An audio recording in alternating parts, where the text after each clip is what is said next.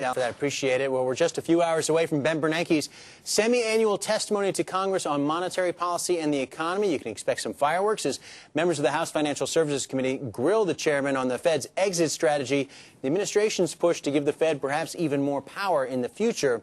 Republican Congressman Scott Garrett of New Jersey is a member of the Financial Services Committee. He joins us now from Capitol Hill to help us preview this appearance of the chairman. Congressman, thanks for the time. Appreciate it. And let me ask you, first of all, about the exit strategy. We get a preview from the Fed chairman himself today in an op-ed in the Wall Street Journal, spelling out in a little bit more detail how the Fed plans to unwind some of these programs going forward. Have you had a chance to take a look at that op-ed, and what do you make of it? No, actually, I've just been in the office this morning, so I haven't had a chance to. But that has been a question that we've asked since day one on this. Where is the exit strategy? I'm pleased that he's laying it out as we go forward, but there still obviously remains a lot of questions as this whole thing unwinds. I am pleased, though, that Caterpillar is coming out with good numbers. Hopefully that's an optimistic sign for the things to come for us. Congressman, Bernanke has been pretty creative so far in responding to the financial crisis. Do you trust him to be as equally innovative in leading us out of it? Yeah, he's been creative. Some would say overly creative, perhaps coming right up to the line of not exceeding some of the line that some people would say is the proper role of the Federal Reserve. And yeah, I think he will be creative in trying to unwind us as well. But there's the rub on the exit strategy and trying to get out of this thing. It's not just me talking. It's a lot of economists and other experts who've come before the panel in the past to say that the balance sheet of the Fed has just exploded, as you well know, over the last 6 or 7 months of this period of time, and the ability to unwind that. If the numbers that Caterpillar are showing, the other uptick that you may see in the economy, then what the other experts would say is that we're going to really potentially face an explosion for the potential for inflation going down the road if it's not all done just perfectly right.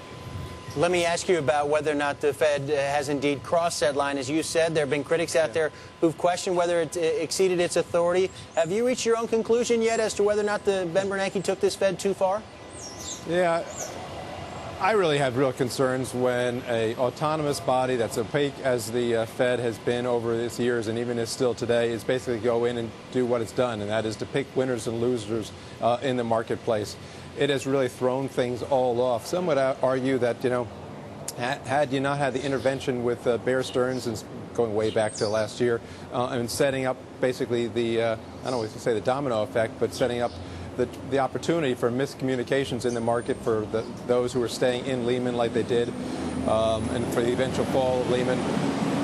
A lot of those actions are real concerns for me, and that's why we have concerns with Obama's plan to throw even more authority to this entity being our systemic regulator and the additional authority. And that's why the Republican plan said, no, let's go in a different direction. The Republican plan says, let's begin to rein in the Fed. Let's put them back on course to where they're supposed to be. And that, of course, is monetary, not fiscal policy. Congressman, as you know, the flip side of that argument is had Ben Bernanke and the Fed not stepped in, this recession could have been a whole lot worse. You don't subscribe to that? Yeah, no, I don't subscribe to that. And as I'll go back to what I said a moment ago.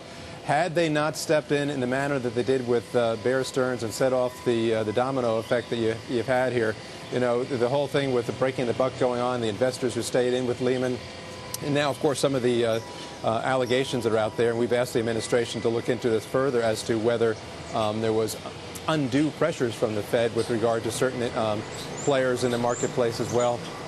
It really raises the specter of just having too much authority in just too few hands that are really not accountable to anyone, except for the hearing that we're going to have today, these Humphrey Hawkins hearings, which are, of course, all after the fact.